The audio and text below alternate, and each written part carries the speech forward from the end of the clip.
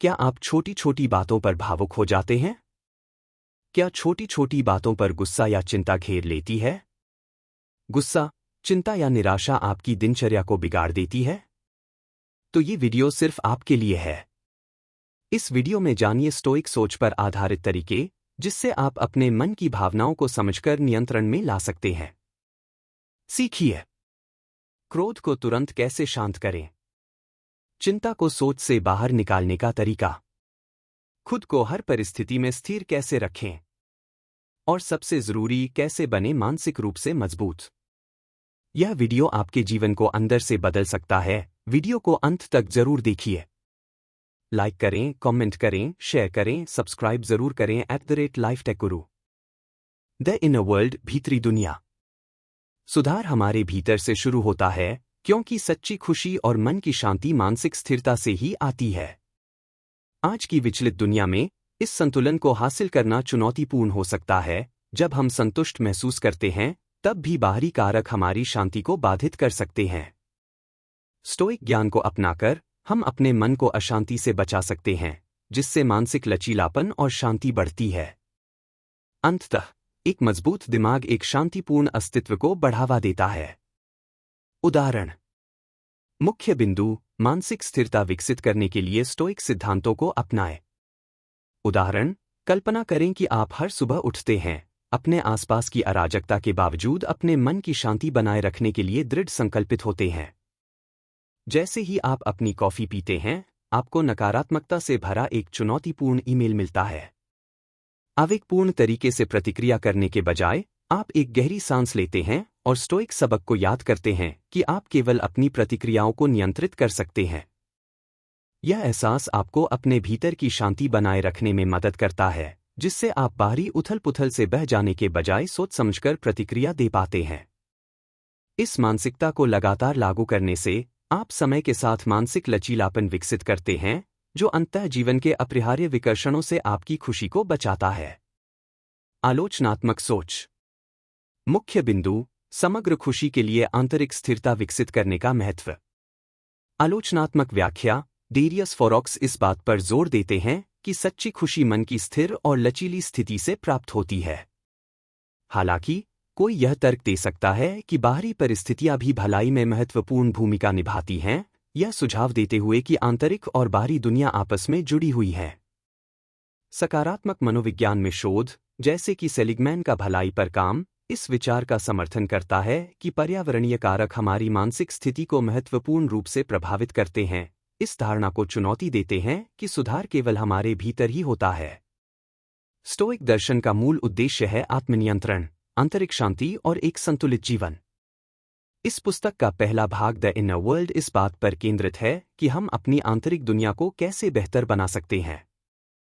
इसमें यह समझाने की कोशिश की है कि हमारी भावनाएं, विचार और प्रतिक्रियाएं हमारे जीवन की गुणवत्ता तय करती हैं। मैनेजिंग योर इमोशंस, अपनी भावनाओं को संभालना। उदाहरण। मुख्य बिंदु, अपनी आंतरिक शक्ति को पहचानना। उदाहरण, कल्पना करें कि काम पर एक तनावपूर्ण समय सीमा का सामना करना पड़ रहा है। घबराने और चिंता के आगे झुकने के बजाय आप एक कदम पीछे हटते हैं, गहरी सांस लेते हैं और खुद को याद दिलाते हैं कि आपका दिमाग आपकी भावनाओं को नियंत्रित कर सकता है। आप अपने कार्यों पर व्यवस्थित रूप से ध्यान केंद्रित करना चुनते हैं, यह जानते हुए कि आपकी आंतरिक शक्ति आपको चुनौतियों से शांतिपूर्वक निपटने की शक्ति देती है। मैनेजिंग योर इमोशंस, यानी अपने भीतर के तूफान को शांत करना। यह भाग हमें सिखाता है कि जीवन में स्थिरता और सफलता की शुरुआत भीतर से होती है। जब आप जान जाते हैं कि आपके नियंत्रण में क्या है, जब आप अपने मूड, प्रेरणा, चिंता, डर और निराशा को संभालना सीख जाते हैं, और जब आप खुद को माफ करना और आराम देना सीखते हैं, तभी आप एक सशक्त, स्थिर और शांतिपूर्ण जीवन जी सकते हैं। नोइंग वॉट यू कंट्रोल, यह जानना कि आपके नियंत्रण में क्या है। इसमें स्टोइक दर्शन का मूल सिद्धांत बताया गया है। आपके पास केवल अपने विचारों, दृष्टिकोण और कार्यों का नियंत्रण होता है, बाकी सब आपके नियंत्रण से बाहर है। जब आप यह समझ लेते हैं, तो आप अनावश्यक चिंता और क्रोध से बचते हैं। उदाहरण, किसी ने आपकी आलोचना कर दी या आपके नियंत्रण में नहीं है, लेकिन उस पर आपकी प्रतिक्रिया आपके हाथ में है। मुख्य शिक्षा। बाहरी दुनिया पर नहीं, अपनी भीतरी प्रतिक्रिया पर ध्यान दें। मानसिक ऊर्जा उन चीजों पर खर्च न करें जो आपके बस में नहीं है। यह स्टोइक दर्शन की सबसे बुनियादी और शक्तिशाली सीख पर आधारित है। हमारा नियंत्रण केवल हमारे विचारों, दृष्टिकोण और कार्यों पर होता है, बाकी सब हमारे हाथ में नहीं होता। इस विचार को अपनाना जीवन को गहराई से बदल सकता है। स्टोइक सोच का मूलभूत सिद्धांत। प्राचीन स्टोइक दार्शनिक जैसे एपिक्टेटस और मार्कस ऑरेलियस ने हमेशा इस बात पर जोर दिया कि जीवन की सबसे बड़ी शक्ति यह समझने में है कि क्या हमारे नियंत्रण में है और क्या नहीं है। जैसे ही आप यह फर्क करना सीख जाते हैं, आप एक शांत, नियंत्रित और सशक्त जीवन की ओर बढ़ने लगते हैं। क्यों यह ज्ञान महत्वपूर्ण है? आज की तेज, प्रतिक्रियाशील दुनिया में हम बहुत सी बातों से प्रभावित हो जाते हैं। कोई क्या सोचता है? कोई क्या कहता है? कौन सी खबर चल रही है? कौन आपको पसंद करता है या नहीं? क्या आपका काम सफल होगा या नहीं? कौन कितना कमा रहा है या कैसे दिखता है? लेकिन सच्चाई यह है कि इन चीजों पर हमारा कोई नियंत्रण नहीं है। हम केवल यह तय कर सकते हैं कि हम कैसे सोचें, क्या प्रतिक्रिया दें और क्या करें। एक सरल उदाहरण। मान लीजिए किसी ने आपकी आलोचना कर दी। यह आपके नियंत्रण में नहीं है, लेकिन आपकी प्रतिक्रिया पूरी तरह आपके हाथ में है। आप दो तरह से प्रतिक्रिया दे सकते हैं। एक, गुस्सा होकर झगड़ना, इससे आपकी मानसिक ऊर्जा खर्च होती है। दो, शांत रहकर विश्लेषण करना, क्या आलोचना जायज है? अगर हां, तो सुधार करें, अगर नहीं, तो नजरअंदाज करें। मुख्य शिक्षा। एक, बाहरी दुनिया को नियंत्रित करने की कोशिश मत करो। लोग क्या सोचते हैं, कौन क्या करता है, क्या होगा, ये सब आपके हाथ में नहीं है। इन्हें पकड़ने की कोशिश आपको थका देती है। दो, अपनी भीतरी दुनिया पर ध्यान दो। आपकी सोच, आपकी भावना, आपकी प्रतिक्रिया, यहीं पर आपकी असली शक्ति है।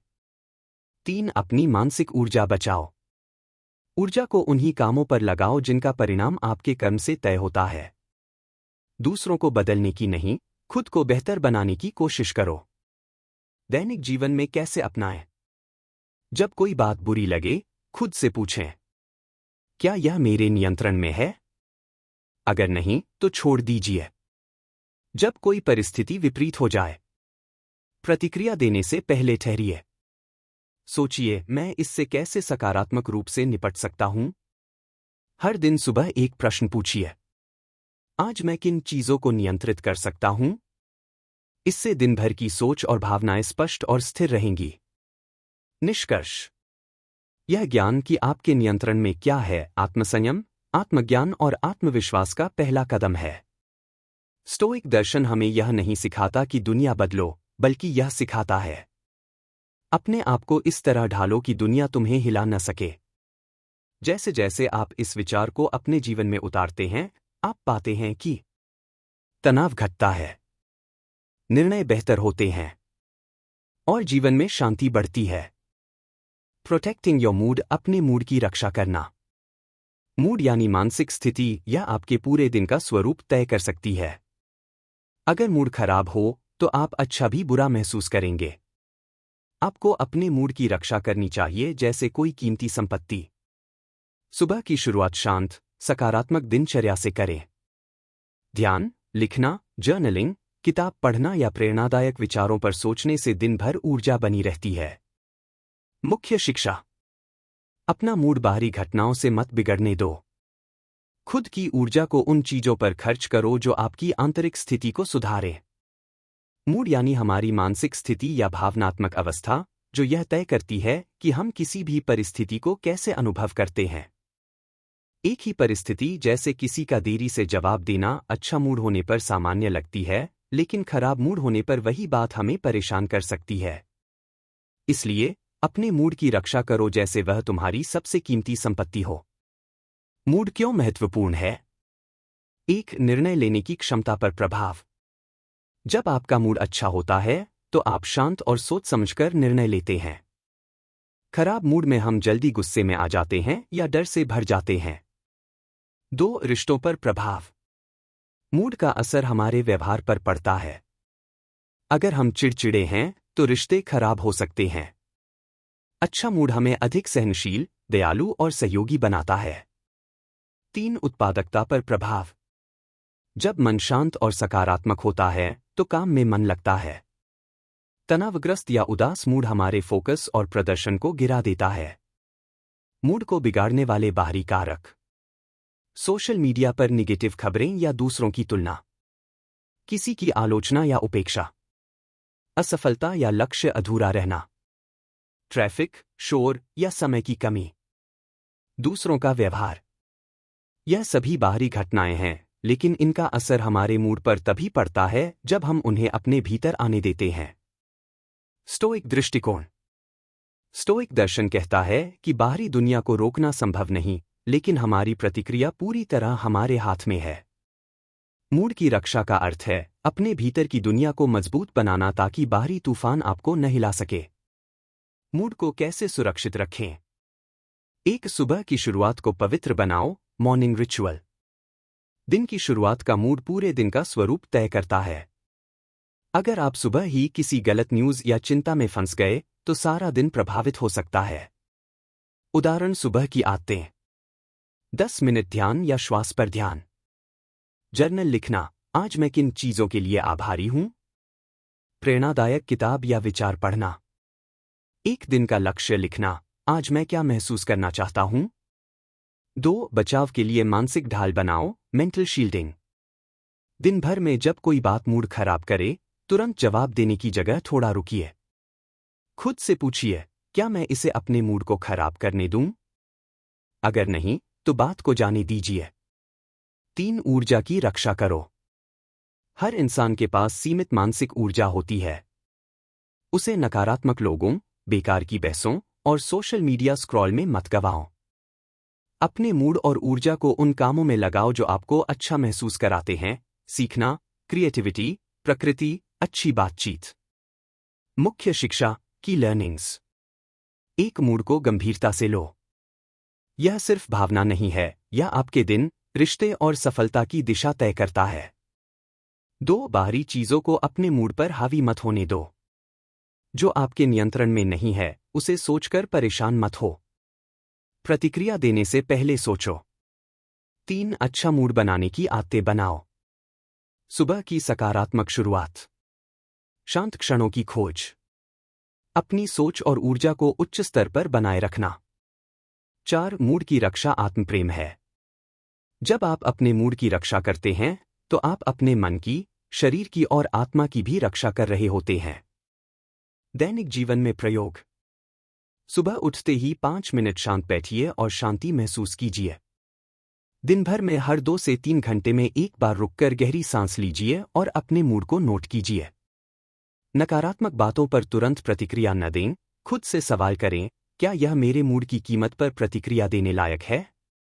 निष्कर्ष। मूड को संभालना यानी अपनी भावनाओं और जीवन की दिशा को नियंत्रित करना। जब आप अपने मूड की रक्षा करना सीख जाते हैं, तब आप परिस्थितियों के गुलाम नहीं रहते, बल्कि अपने जीवन के स्वामी बनते हैं। मोटिवेटिंग योरसेल्फ, खुद को प्रेरित करना। अगर आप हर दिन किसी बाहरी प्रेरणा, मोटिवेशनल वीडियो, तारीफ, परिणाम पर निर्भर रहते हैं, तो आप कमजोर मानसिक स्थिति में जी रहे हैं। सच्ची प्रेरणा तब आती है जब आप अपने लक्ष्य से जुड़ते हैं। खुद से रोज पूछिए, मैं यह क्यों कर रहा हूं? अपने काम में उद्देश्य ढूंढिए, तभी आप लंबे समय तक प्रेरित रहेंगे। मुख्य शिक्षा। प्रेरणा बाहर नहीं, अंदर से आती है। स्पष्ट उद्देश्य ही आत्मप्रेरणा की कुंजी है। प्रेरणा, मोटिवेशन, कोई जादुई शक्ति नहीं है जो कहीं से अचानक आती है। बहुत लोग मानते हैं कि उन्हें प्रेरणा मोटिवेशनल वीडियो, तारीफ या सफलता के नतीजों से मिलती है। लेकिन ऐसी प्रेरणा बहुत अस्थायी होती है, कुछ घंटे या दिन चलती है और फिर गायब हो जाती है। सच्ची और स्थायी प्रेरणा बाहर से नहीं, भीतर से आती है। बाहरी प्रेरणा की सीमाएं। बाहरी प्रेरणा यानी वह ऊर्जा जो दूसरों की बातों, वीडियो, किताबों या समाज से मिलती है। आज आपको किसी ने तारीफ की तो आप जोश में आ गए। किसी दिन नतीजा अच्छा आया तो प्रेरणा आ गई। लेकिन जैसे ही आलोचना हुई या नतीजे उम्मीद के अनुसार नहीं आए, आपका मनोबल टूट गया। ऐसी प्रेरणा कमजोर मानसिकता को जन्म देती है, क्योंकि आप अपनी प्रेरणा को दूसरों की मान्यता पर टिका रहे होते हैं जो आपके नियंत्रण में नहीं है। आंतरिक प्रेरणा की ताकत। आंतरिक प्रेरणा, इंट्रिंसिक मोटिवेशन, तब आती है जब आप किसी कार्य को इसलिए करते हैं क्योंकि वह आपके लिए अर्थपूर्ण है, न कि केवल इनाम या तारीफ के लिए। लेखक कहते हैं कि हर दिन खुद से यह सवाल करें, मैं यह क्यों कर रहा हूं? इस क्यों, वाई, का उत्तर ही आपकी सबसे बड़ी प्रेरणा बनता है। उदाहरण, अगर आप रोज सुबह जल्दी उठकर पढ़ाई कर रहे हैं क्योंकि आप अपने परिवार को एक बेहतर जीवन देना चाहते हैं, यही आपका उद्देश्य है। अगर आप कोई काम इसलिए कर रहे हैं क्योंकि आपको उसमें सीखने और बढ़ने का अवसर दिखता है, तो यह प्रेरणा स्थायी बनेगी। प्रेरणा का सीधा संबंध उद्देश्य से है। यदि उद्देश्य स्पष्ट नहीं है, आप काम को बोझ समझेंगे, बार बार छोड़ने का मन करेगा, थोड़ी सी रुकावट आपको हिला देगी। यदि उद्देश्य स्पष्ट है, आप हर दिन ऊर्जा के साथ उठेंगे, रुकावटों को अवसर मानेंगे, आप खुद को भीतर से प्रेरित पाएंगे। कैसे विकसित करें आंतरिक प्रेरणा? एक, अपने लक्ष्य के पीछे का कारण पहचानें। सिर्फ क्या, व्हाट, पर नहीं, क्यों, व्हाई, पर ध्यान दें। उदाहरण, मुझे सरकारी नौकरी चाहिए, क्यों? ताकि मैं अपने माता पिता को सुरक्षित भविष्य दे सकूं। 2, दैनिक आत्मसंवाद करें। हर दिन 2 मिनट खुद से सवाल करें, क्या मैं आज वही कर रहा हूं जो मेरे लक्ष्य से जुड़ा है? क्या मैं उस व्यक्ति की तरह व्यवहार कर रहा हूं जो मैं बनना चाहता हूं? 3, छोटे छोटे कदमों को पहचानें और सराहें। बड़ी उपलब्धि की प्रतीक्षा न करें, हर दिन का एक छोटा प्रयास भी प्रेरणा देता है। 4, अपनी प्रगति पर ध्यान दें, दूसरों से तुलना न करें। प्रेरणा दूसरों की तुलना में नहीं, खुद के विकास में होती है। हर दिन बेहतर बनना ही सच्ची प्रेरणा का रास्ता है। मुख्य शिक्षा की लर्निंग्स। प्रेरणा बाहर से नहीं आती, बल्कि आपके उद्देश्य, सोच और आत्मसंवाद से आती है।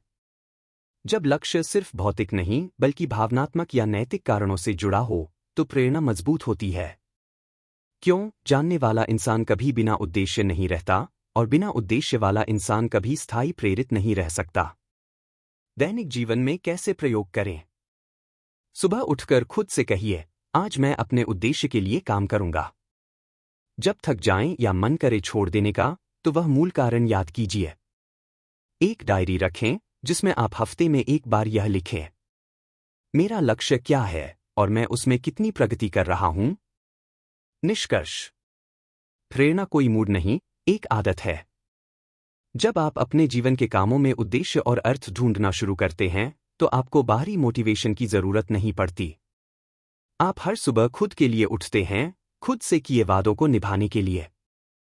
यही आत्मप्रेरणा है, स्थायी, सशक्त और परिवर्तनकारी। डीलिंग विद एंजाइटी, चिंता से निपटना। चिंता एक मानसिक आदत है जो अधिकतर भविष्य के डर से पैदा होती है। अगर ऐसा हुआ तो क्या? स्टोइक विचारधारा कहती है, वर्तमान पर ध्यान केंद्रित करो। सबसे बुरी स्थिति की कल्पना करो और मानसिक रूप से उसे स्वीकार करो। चिंता को सोचकर नहीं, बल्कि सही सोच और व्यवहार से ही मिटाया जा सकता है। मुख्य शिक्षा, चिंता को रोको नहीं, समझो और उसका सामना करो। वर्तमान में जियो, कल्पनाओं में नहीं। इसमें चिंता के वास्तविक स्वरूप को उजागर करते हैं। चिंता कोई बाहरी समस्या नहीं, बल्कि एक मानसिक आदत है, एक ऐसा मानसिक पैटर्न जो बार बार हमें भविष्य की अनिश्चितता में खींच लेता है। चिंता का मूल प्रश्न हमेशा यही होता है, अगर ऐसा हुआ तो क्या? जैसे, अगर मेरी नौकरी चली गई तो क्या? अगर मेरी सेहत बिगड़ गई तो क्या? अगर मैं असफल हुआ तो क्या? इस तरह की कल्पनाएं मन में डर और असहायता की भावना भर देती हैं, जबकि वास्तव में कुछ भी घटा नहीं होता। स्टोइक दर्शन का दृष्टिकोण। स्टोइक दार्शनिकों जैसे मार्कस ऑरेलियस, एपिक्टेटस का मानना था कि हमारे दुख का कारण घटनाएं नहीं होतीं, बल्कि उन घटनाओं के बारे में हमारी धारणाएं होती हैं। यानी घटना से पहले ही हम उसकी कल्पना करके खुद को डरा देते हैं। स्टोइक विचारधारा चिंता से निपटने के 2 महत्वपूर्ण उपाय बताती है। 1. वर्तमान पर ध्यान केंद्रित करना। चिंता हमेशा भविष्य की अनिश्चितताओं पर केंद्रित होती है। भविष्य के बारे में सोचने से हम उसका समाधान नहीं पाते, बल्कि डर और थकावट पाते हैं। स्टोइक दर्शन कहता है, वर्तमान में जियो, क्योंकि यही एकमात्र समय है जो तुम्हारे नियंत्रण में है। उदाहरण: अगर आपको किसी इंटरव्यू की चिंता है, तो सोचने से बेहतर है कि आप आज उसकी तैयारी करें। वर्तमान की तैयारी ही भविष्य की चिंता को कम करती है। 2. सबसे बुरी स्थिति की कल्पना करो और उसे स्वीकार करो। स्टोइक अभ्यास में इसे कहते हैं प्रीमेडिटेशियो मलोरम, यानी बुरी स्थिति की कल्पना करके मानसिक रूप से तैयार रहना। उदाहरण: मान लीजिए आपको डर है कि आपकी नौकरी जा सकती है। अब कल्पना कीजिए कि अगर ऐसा हुआ तो क्या होगा। क्या आप नया काम खोज सकते हैं? क्या आप खर्च कम कर सकते हैं? क्या यह जीवन का अंत है?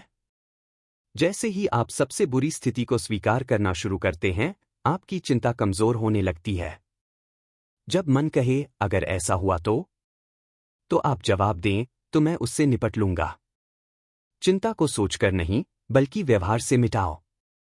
सिर्फ चिंता के बारे में सोचते रहने से वह नहीं जाएगी। उसके लिए व्यवहार, कदम और साहसिक सोच जरूरी है। क्या करना चाहिए?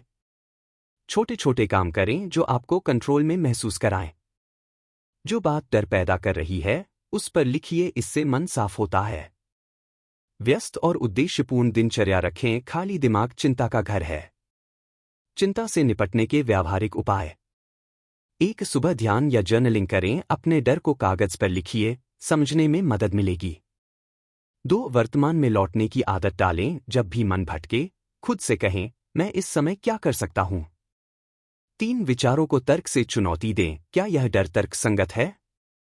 4. स्वीकार करें कि अनिश्चितता जीवन का हिस्सा है। 5. एक्शन लें, डर की जड़ पर काम करना ही सच्चा समाधान है। मुख्य शिक्षा की लर्निंग्स: चिंता को रोकने की कोशिश मत करो, उसे समझो और उसके पीछे छिपे डर का सामना करो। वर्तमान में जीना सीखो, वह सबसे सुरक्षित और नियंत्रित क्षेत्र है। सबसे बुरी स्थिति की कल्पना करो और खुद को आश्वस्त करो कि तुम उससे भी निपट सकते हो। चिंता को कम करने का सबसे प्रभावी तरीका है कर्म करना और मन को उद्देश्य में लगाना। निष्कर्ष: चिंता को खत्म नहीं किया जा सकता, लेकिन उसकी शक्ति को कम किया जा सकता है। स्टोइक दर्शन सिखाता है कि चिंता से लड़ो मत, उसे समझो। जब आप चिंता की असली प्रकृति पहचानते हैं कि वह भविष्य की एक कल्पना है, तब आप अपने जीवन का नियंत्रण दोबारा पा लेते हैं। वर्तमान में जियो, सोच को सही दिशा दो और साहसिक कदम उठाओ, यही चिंता से मुक्ति का रास्ता है। प्रोटेक्टिंग योरसेल्फ फ्रॉम डिसअपॉइंटमेंट: निराशा से बचाव। निराशा तब होती है जब हमारी उम्मीदें टूटती हैं। हम मान लेते हैं कि फल मिलेगा, तारीफ होगी, सफलता जरूर आएगी, और जब ऐसा नहीं होता तो हम दुखी होते हैं। स्टोइक दर्शन कहता है, परिणाम पर नहीं, अपने प्रयास पर ध्यान दो। उम्मीदों को यथार्थवादी बनाओ और हर स्थिति के लिए तैयार रहो। मुख्य शिक्षा: संतुलित सोच रखो। कोशिश पूरी करो, लेकिन परिणाम के लिए बंधे मत रहो। निराशा, डिसअपॉइंटमेंट, एक ऐसी भावना है जो तब आती है जब हमारी अपेक्षाएं टूटती हैं।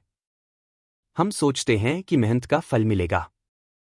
हम मानते हैं कि लोग हमें सराहेंगे। हम कल्पना करते हैं कि सफलता निश्चित है। लेकिन जब वास्तविकता इससे अलग होती है, परिणाम नहीं मिलता, सराहना नहीं होती, कोई और सफल हो जाता है, तो हमें गहरा दुख और थकान महसूस होती है। निराशा से बचाव की कुंजी है अपनी अपेक्षाओं को नियंत्रित करना और स्टोइक सोच अपनाना। स्टोइक दृष्टिकोण: स्टोइक दर्शन हमें यह सिखाता है कि परिणाम हमारे नियंत्रण में नहीं होते, लेकिन हमारे प्रयास होते हैं। उम्मीदें जितनी अधिक होती हैं, चोट उतनी गहरी लगती है। इसलिए हमें सीखना चाहिए प्रयास करो पूरी लगन और ईमानदारी से। फल की अपेक्षा मत रखो, वह आएगा तो अच्छा, नहीं आया तो भी शांति रहे। निराशा कैसे जन्म लेती है? एक उच्च अपेक्षाएं। मुझे इस काम के लिए प्रमोशन जरूर मिलेगा। मैंने इतनी मेहनत की है, रिजल्ट अच्छा ही आएगा। लोग मेरी तारीफ करेंगे। ये सब भविष्य की कल्पनाएं होती हैं जिनका वास्तविकता से कोई गारंटी नहीं होती। 2. नियंत्रण की गलतफहमी। हम सोचते हैं कि अगर हमने प्रयास किया तो फल मिलना तय है। लेकिन सफलता कई बाहरी कारकों पर भी निर्भर करती है, जैसे समय, हालात, दूसरे लोग आदि। स्टोइक समाधान। 1. प्रयास पर ध्यान दो, परिणाम पर नहीं। स्टोइक दर्शन कहता है कि आपके हाथ में सिर्फ आपके कर्म हैं। अगर आपने आज सही काम किया तो आप विजेता हैं, चाहे परिणाम कुछ भी हो। 2. अपेक्षाएं यथार्थवादी बनाओ। हो सकता है कि मुझे वह न मिले जिसकी मैं उम्मीद कर रहा हूं, यह सोच आपको मानसिक रूप से तैयार करती है। इससे अगर अपेक्षा पूरी न हो तो आप टूटते नहीं, बल्कि सहजता से स्वीकार करते हैं। 3. हर स्थिति के लिए मानसिक रूप से तैयार रहो। सबसे अच्छे और सबसे बुरे दोनों संभावित परिणामों की कल्पना करो और खुद से कहो, मैं दोनों स्थिति को स्वीकार करने को तैयार हूं। व्यावहारिक उदाहरण। एक इंटरव्यू का रिजल्ट। आपने तैयारी की, इंटरव्यू अच्छा गया, फिर भी जॉब नहीं मिली। अगर आपने स्टोइक सोच रखी होती, मैं अपना सर्वश्रेष्ठ दूंगा, पर अंतिम चयन मेरे हाथ में नहीं है, तो आप निराश नहीं होते, बल्कि अगली तैयारी में लग जाते। 2. रिलेशनशिप या रिश्तों में उम्मीद। आपने किसी के लिए बहुत कुछ किया, लेकिन उसने आपकी भावनाओं की कद्र नहीं की। अगर आपने पहले ही खुद से कहा होता, मैं अपने भावनात्मक प्रयास के लिए जिम्मेदार हूं, पर सामने वाला कैसे प्रतिक्रिया देगा यह मेरे हाथ में नहीं, तो आप दिल टूटने से बच सकते थे। मुख्य शिक्षा की लर्निंग्स। अपनी सोच को संतुलित बनाओ। अतिशय आशा मत पालो, लेकिन नकारात्मक भी मत बनो। यथार्थवादी सोच ही मजबूत मानसिकता की नींव है। प्रयास में 100% दो, लेकिन फल की डोर को ढीला छोड़ दो। यही भाव भगवद गीता में भी है, कर्म करो, फल की चिंता मत करो। स्टोइक दर्शन भी यही सिखाता है। हर स्थिति के लिए मन को तैयार रखो। यह मानसिक लचीलापन आपको भावनात्मक चोट से बचाता है। दैनिक जीवन में कैसे प्रयोग करें? 1. अपेक्षा से पहले यह सोचिए, क्या यह मेरे नियंत्रण में है? अगर नहीं, तो अपेक्षा छोड़िए। 2. अपने प्रयास को मापिए, न कि फल को। क्या मैंने ईमानदारी से कोशिश की? हाँ, तो संतोष रखिए। 3. हर बार खुद को याद दिलाइए, मैं परिणाम से ज्यादा अपनी प्रक्रिया में विश्वास करता हूं। निष्कर्ष। निराशा से बचने का सबसे अच्छा तरीका है अपने प्रयासों में पूर्णता लाना और परिणामों के प्रति मानसिक स्वतंत्रता रखना। जब आप अपेक्षा और फल की लालसा से मुक्त होकर जीना सीख जाते हैं, तो आप निराशा, दुख और असंतोष से भी मुक्त हो जाते हैं। यही स्टोइक जीवन शैली है, शांत, स्थिर और भीतर से मजबूत। द क्योर फॉर फियर, डर का इलाज। डर हमें रोकता है नया काम शुरू करने से, अपनी बात कहने से, जोखिम लेने से। डर को खत्म करने का एक ही तरीका है, उसे झेलना। जैसे जैसे आप डर का सामना करते हैं, उसका असर कम होता जाता है। छोटे छोटे कदम लेकर आगे बढ़ो। हर बार जब आप डर पर जीत पाते हैं, आपका आत्मविश्वास बढ़ता है। मुख्य शिक्षा। डर को सोचने से नहीं हटाया जा सकता, उसे किया जाता है। डर के पार ही विकास है। डर, फियर, मानव जीवन की सबसे आम लेकिन सबसे शक्तिशाली मानसिक बाधाओं में से एक है।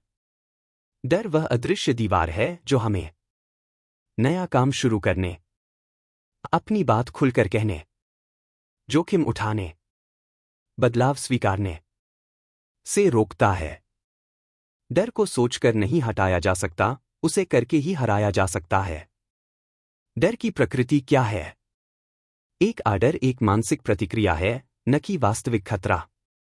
अक्सर हम ऐसे काम से डरते हैं जो अभी हुआ ही नहीं। अगर लोग मेरा मजाक उड़ाएंगे तो? अगर मैं असफल हुआ तो? अगर मैंने बोलने की कोशिश की और सब गलत हो गया? यह सभी भविष्य की कल्पनाएं हैं। असल में डर हमारे मन की कहानी होती है, न कि कोई वास्तविक खतरा। डर स्थायी नहीं होता। डर उस समय सबसे ज्यादा प्रभावशाली होता है जब हम उससे बचते रहते हैं। जैसे ही आप उसका सामना करते हैं, उसका आकार छोटा होने लगता है। स्टोइक विचारधारा में डर का समाधान। स्टोइक दर्शन यह मानता है कि हमारा भय हमारी धारणाओं का परिणाम है, न कि वास्तविकता का। जब हम किसी चीज को अत्यधिक मूल्य देते हैं, जैसे प्रतिष्ठा, सफलता, सुरक्षा, तब हम उससे चिपक जाते हैं और उसका खो जाना हमें डराता है। स्टोइक्स सिखाते हैं कि जीवन में कुछ भी स्थायी नहीं है, इसलिए डरना छोड़ दो, तैयार रहो और साहस दिखाओ। डर को हराने का तरीका, एक्शन यानी कर्म। डर का एकमात्र इलाज है उसे झेलना, उसका सामना करना। कैसे? एक डर को पहचानो, छुपाओ मत। खुद से ईमानदारी से पूछो, मुझे किस बात से डर लगता है? उस डर को स्वीकार करना ही पहला कदम है। 2 छोटे छोटे कदम लो, माइक्रो एक्शंस। अगर स्टेज पर बोलने से डर लगता है, तो पहले 2 से 3 लोगों के सामने बोलो। अगर विफलता का डर है, तो पहले एक छोटा प्रयोग करो। हर छोटा कदम डर को कमजोर करता है और आत्मविश्वास को मजबूत करता है। 3 हर बार जब डर को पार करो, उसे सेलिब्रेट करो। यह खुद को यह दिखाने का तरीका है कि तुम डर से बड़े हो।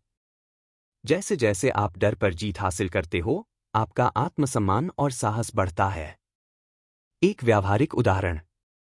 डर, इंटरव्यू में बोलने का डर।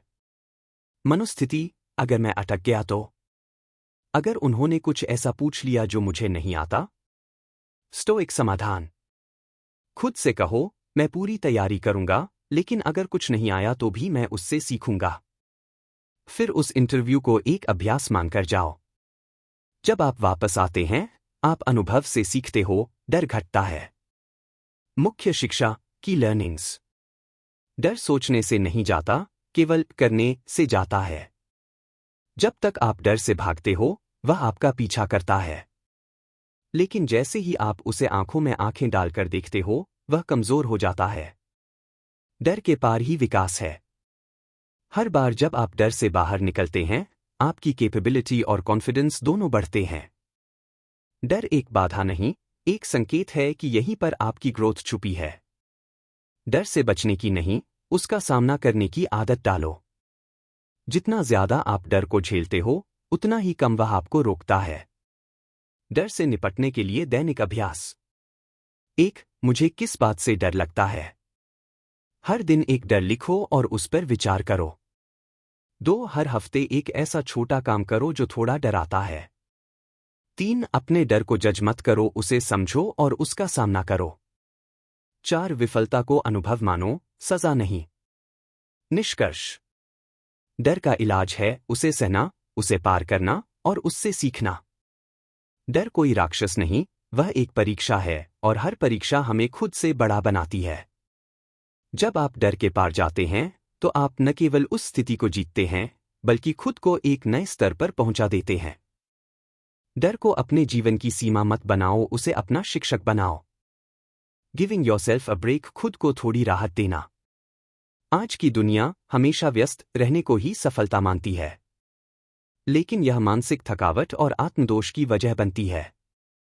खुद पर दया दिखाना कमजोरी नहीं है, बल्कि यह मानसिक मजबूती की निशानी है। जब आप थकें, तो रुकिए। जब आप गलती करें, तो माफ कीजिए। जब कुछ न कर पाएं, तो खुद को समझाइए। मुख्य शिक्षा। खुद के प्रति दयालु बनो। आत्मसंवाद से ही आत्मविकास होता है। आज की दुनिया में हमेशा व्यस्त रहना, नॉन स्टॉप काम करना और खुद पर लगातार दबाव बनाना को सफलता की पहचान माना जाता है। सोशल मीडिया, कॉरपोरेट कल्चर और आत्मतुलना ने हमें यह यकीन दिला दिया है कि अगर हम ठहर गए, आराम किया या खुद से गलती स्वीकार ली तो हम कमजोर, आलसी या असफल कहलाएंगे। खुद को थोड़ा समय देना, अपनी गलती को स्वीकार करना और खुद के प्रति दयालु होना मानसिक मजबूती की पहचान है, न कि कमजोरी। क्या है खुद को ब्रेक देना? ब्रेक का अर्थ सिर्फ फिजिकल आराम नहीं है, बल्कि मानसिक और भावनात्मक राहत भी है। थकान महसूस हो रही है? कुछ देर रुकिए। कुछ गलत हो गया? खुद को दोष न दीजिए। लक्ष्य अधूरा रह गया? सहानुभूति से आत्मसंवाद कीजिए। क्यों जरूरी है खुद को ब्रेक देना? एक लगातार व्यस्तता मानसिक थकावट देती है। शरीर थकता है तो हम सोते हैं, लेकिन जब मन थकता है तो हम आत्मदोष, चिड़चिड़ाहट और निराशा से भर जाते हैं। इससे आत्मविश्वास और ऊर्जा धीरे धीरे खत्म होने लगती है। 2 गलतियां जीवन का हिस्सा हैं। हम सभी इंसान हैं, हमसे गलतियां होंगी। अगर हर बार खुद को दोष देंगे तो हम सीखने की जगह सजा देने में लग जाएंगे। 3 सिर्फ दूसरों से दयालुता की उम्मीद मत रखो, खुद से भी रखो। जिस तरह आप किसी दोस्त की गलती को समझते हैं, वैसे ही खुद के साथ भी सहानुभूति दिखाइए। स्टोइक विचारधारा क्या कहती है? स्टोइक दर्शन में आत्मानुशासन महत्वपूर्ण है, लेकिन आत्मदया, सेल्फ कंपैशन को कमजोरी नहीं माना गया। स्टोइक्स मानते हैं कि अपने भीतर के संवाद को शांत और संतुलित बनाओ। जब तुम गिरो तो खुद को मारो नहीं, उठाओ और फिर चलो। सुझाव: खुद को ब्रेक कैसे दें? 1 जब थकें तो रुकिए। कोई भी इंसान लगातार ऊर्जावान नहीं रह सकता। शरीर और मन को पुनः ऊर्जा देने के लिए ठहरना जरूरी है। यह रुकना हार नहीं, आगे बढ़ने की तैयारी है। 2 जब गलती हो तो माफ कीजिए। गलती के लिए खुद को बार बार कोसने से आप सीखने की क्षमता खो देते हैं। गलती से सीखिए और आगे बढ़िए। 3 जब कुछ न कर पाएं तो समझाइए। खुद से कहिए, ठीक है, आज नहीं हुआ, लेकिन मैं कोशिश करता रहूंगा। यह आत्मसंवाद आपको निरंतर प्रयास में बनाए रखता है। प्रैक्टिकल अभ्यास: 1 सेल्फ टॉक चेक करें। क्या आप खुद से कठोर भाषा में बात करते हैं? जैसे, तू फिर फेल हो गया, तू कभी कुछ नहीं कर पाएगा। इस सोच को बदलें, हाँ, मुझसे गलती हुई, लेकिन मैं सीख रहा हूं। 2 डेली पॉज मोमेंट रखें। दिन में 5 मिनट निकालें जब आप बस बैठें और कुछ न करें। यह मानसिक रीसेट जैसा होता है। 3 जर्नलिंग करें। हर रात लिखें, आज मैंने क्या अच्छा किया? जहां मैं चुका, वहां मैं खुद को क्या कहूंगा, जैसे मैं किसी दोस्त को कहता। मुख्य शिक्षा की लर्निंग्स: खुद से दया से बात करना कमजोरी नहीं, आत्मज्ञान की शुरुआत है। जब हम खुद को स्वीकार करते हैं, तब हम अपने अंदर बदलाव ला पाते हैं। कभी कभी खुद को थोड़ा आराम देना भविष्य की सफलता के लिए ईंधन देता है। निष्कर्ष: जो व्यक्ति खुद से प्रेम करता है, वही स्थायी रूप से मजबूत बनता है। जब आप खुद को ब्रेक देना सीखते हैं, शारीरिक, मानसिक और भावनात्मक स्तर पर, तब आप ज्यादा गहराई से सोचते हैं, बेहतर निर्णय लेते हैं और ज्यादा प्रेरित रहते हैं। खुद से कहिए, मैं इंसान हूं। मैं परफेक्ट नहीं हूं। मैं सीख रहा हूं। और मैं अपने साथ खड़ा हूं। फाइनल कंक्लूजन, अंतिम निष्कर्ष: यह हमें सिखाता है कि जीवन को बेहतर बनाने की शुरुआत बाहर से नहीं, अंदर से होती है।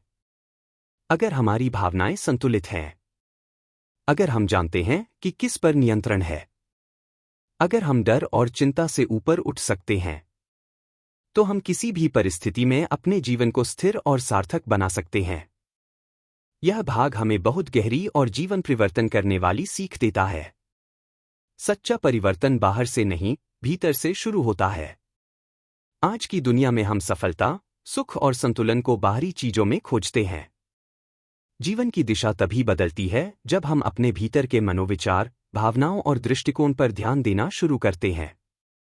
इस भाग से मिली मुख्य शिक्षाएं: 1 भावनात्मक संतुलन सबसे पहली सफलता है। अगर हम अपनी भावनाओं को समझते और संभालते हैं, तो हम क्रोध, ईर्ष्या और निराशा से ऊपर उठ सकते हैं। 2 नियंत्रण को पहचानना शांति की कुंजी है। बाहरी घटनाएं हमारे बस में नहीं है, लेकिन हम कैसे सोचते हैं और प्रतिक्रिया देते हैं, वह पूरी तरह हमारे हाथ में है। 3 प्रेरणा और आत्मबल भीतर से आता है। जब हम अपने क्यों, वाई को समझते हैं, तो बाहरी तारीफ या असफलता हमारी ऊर्जा को प्रभावित नहीं कर सकती। 4 डर और चिंता कल्पनाओं की उपज हैं। जब हम वर्तमान में जीते हैं और बुरी स्थितियों का सामना करने की हिम्मत रखते हैं तो डर और चिंता खुद ही कमजोर पड़ने लगते हैं। 5. खुद से दयालु होना भी विकास का हिस्सा है। लगातार आत्मदोष करने से नहीं, बल्कि आत्मसंवाद, माफी और मानसिक राहत से हम आगे बढ़ पाते हैं। अगर हम अपनी आंतरिक दुनिया को साफ, मजबूत और स्थिर बना लें, तो कोई भी बाहरी परिस्थिति हमें तोड़ नहीं सकती। हम मानसिक रूप से लचीले, भावनात्मक रूप से स्थिर और आत्मिक रूप से मजबूत हो जाते हैं। भीतर की स्थिरता ही बाहर की सफलता की नींव है। अगर यह वीडियो आपको जरा भी मददगार लगा तो नीचे कमेंट में जरूर लिखिए। अब मैं अपनी भावनाओं को बेहतर ढंग से समझता हूं। यह चैनल आपका अपना है। सेल्फ ग्रोथ, मेंटल मास्टरी और स्टोइक विजडम से जुड़ने के लिए सब्सक्राइब करना मत भूलिए। हर हफ्ते हम लाते हैं ऐसी वीडियोस जो आपके भीतर की शक्ति को जगाएं।